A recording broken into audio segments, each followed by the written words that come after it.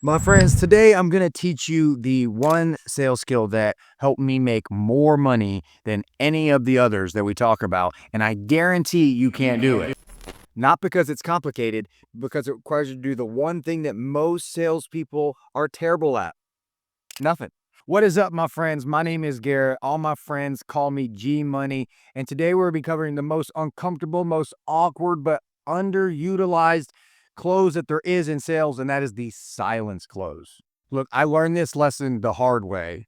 Early on in my digital marketing career, I had a guy set up for a $7,000 a month recurring fractional CGO relationship. It was sweet. And instead of just being quiet and letting him close himself, I took the bait. I started talking. I lost the sale. I ended up allowing him to run in another direction. And it sticks with me still to this day how I had such a good client in my hands and it just fell through because I just couldn't stop talking.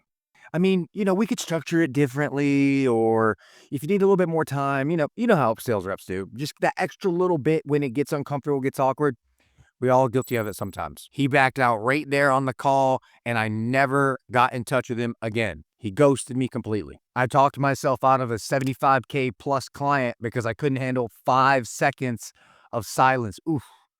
That one still gets to me, I'll tell you. But the next day when I was doing a call breakdown with my mentor at the time, he said something that stuck with me and I'll never forget. He said, "He who speaks first after the close loses." You might have heard this before. You got to think on this.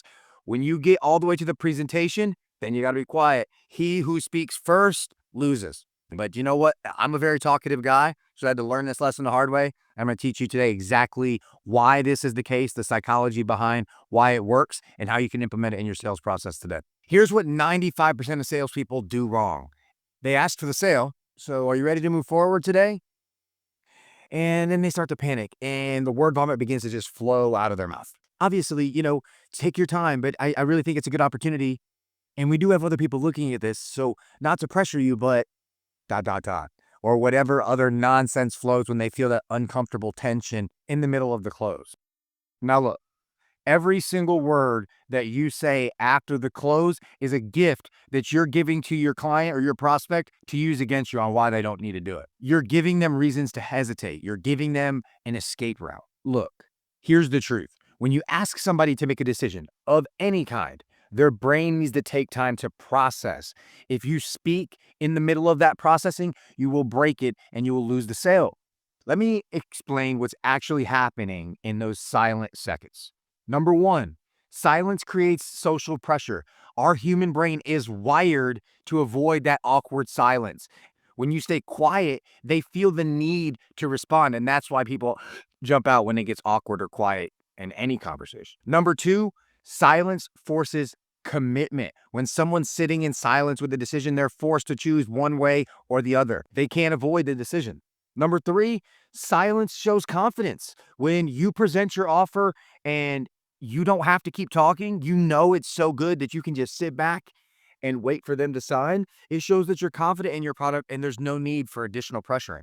Look, I know that sometimes those 5 seconds might feel like 5 hours. Your heart's racing. You also feel that push or need to talk, but you have to stick through it. You want to say something, anything to just break the tension, but that discomfort, that's the feeling of making money. Sit back and enjoy it. Let me give you a real life example.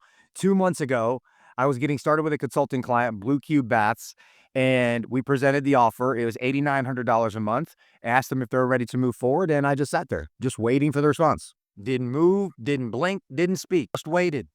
7 seconds went by. Felt like an hour. Then he finally said, "All right, let's do it, but is there any way we can do half up front and then the other half?" You know what I did? I looked at him and said, "Unfortunately, that's not an option. We have the $8,900 a month package. I think that's what's really needed for you, and we can go ahead and move forward that way." More silence. Me and him just, he's thinking about it. He's humming, he's hawing. I know my value. I know what I'm worth. There's no reason for me to sell you at this point. We've already gone through the value add. You know what I'm worth. You know what he says? "All right, yeah, we'll just do the whole thing up front. Where can I send you the wire?" Cha-ching.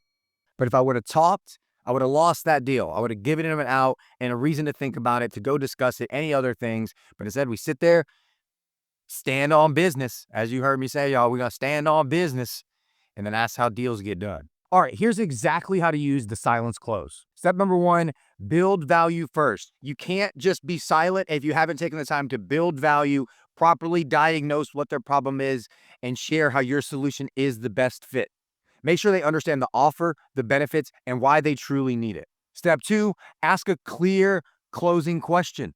Not, what do you think? That's weak. Get that shit out of here. Use something like, so are we ready to move forward today? Notice a lot of people will tell you, are you ready to move forward today? But I'm always going to use us together. We. I want them to think about us going through this journey together, especially as a service provider, as a marketing agency, and some of the high ticket things I've sold. So are we ready to move forward today? Or maybe it's something like, does this make sense for you? Or should we get started today? That was how we would do a lot in the gym. Ready to get started today? Clear, direct, binary. One or the other. Don't give them a bunch of vague gray space to choose. Are we going to get started or not? Yes or no? Step three, I bet you couldn't guess it.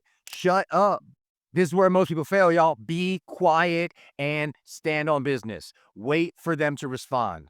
I don't care if it's uncomfortable. I don't care if it's not easy. I don't care if it feels like you're doing it for an hour. There was one time I'll never forget. I'm looking at this guy on a Zoom meeting. We probably went 3 minutes before he finally said something. And you know what? It was the most uncomfortable thing I've ever done, but he was the sales guy too and really just playing chicken. Like, you'll have some people like that, but you have to stand there and stand strong. You sit there, relax, posture, maybe a slight nod, but no words, silence. Here's the key. You're not being rude or aggressive. You're simply giving them the space that they need psychologically to make a decision without feeling pressured. Respect for the decision-making process, honestly. Step four, let them break the silence. Whatever they say next tells you everything that you need to know. If they say yes, you move straight to paperwork.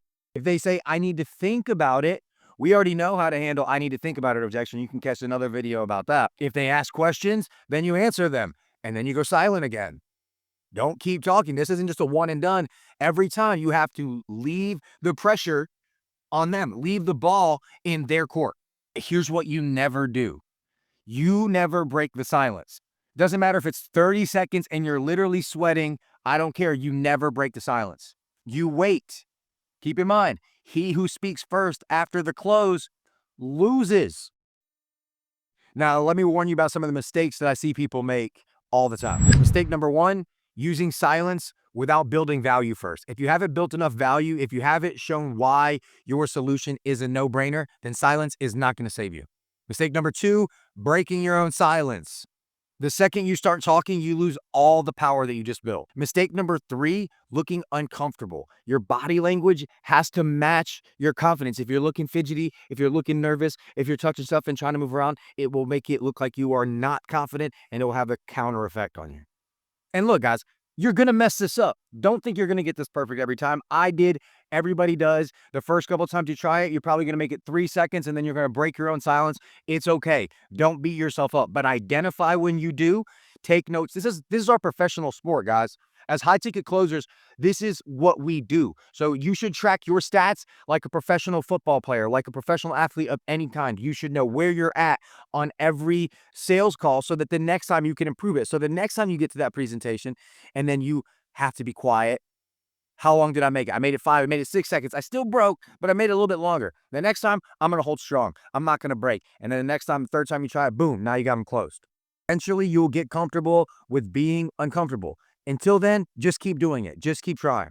Because that discomfort is what separates true closers from order takers. All right, y'all, let's bring this home. The silence close works because it creates social pressure. It forces decision-making. It shows confidence, and it removes all escape routes. Remember, whoever speaks first after you ask for the sale loses. Remember that. Don't let it be you. Here's your homework. On the next 5 sales calls that you take, present your close, stay silent for at least 5 seconds, even if it gets uncomfortable. Time it, feel the discomfort, track your stats, and see what happens. Master this one technique, and I promise you, your close rate will skyrocket. This is the difference between amateur and professional, between a 20% close rate and a 60% close rate. Where do you want to be at?